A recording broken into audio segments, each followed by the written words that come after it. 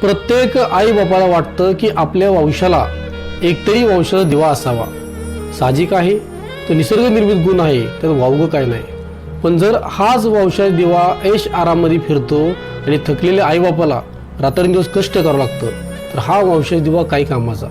याच वंशाच्या दिव्याच्या हाताला धरून थकलेल्या बापाला त्याला घरी आणावं लागतं, तर हा वंशाचा दिवा काही कामाचा.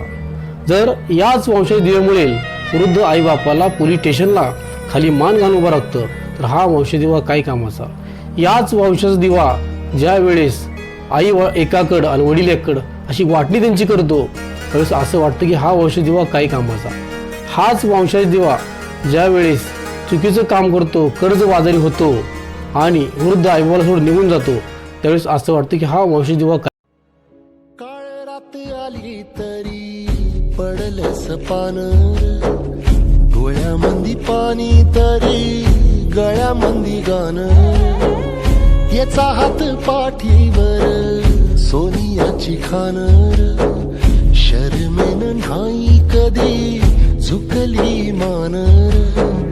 हात पसरून गाड्या सुख येत नाही र, डोळ झाक करून बी दुःख जात नाही र.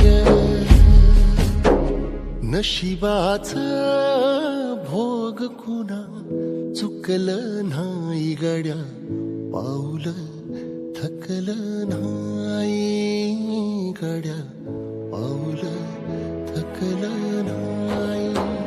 रख रख त्या रानातून थोडं पुढं. त्यामुळे वंशाला दिवे जरूर असावेत, पण ते दिवे थकलेल्या आईबापाला वृद्धपणी प्रकाश देण्याच्या ऐवजी त्याला अग्नी देणारे नसावेत, हे मात्र नक्की. रामकृष्ण हरी. श्री स्वामी समर्थ.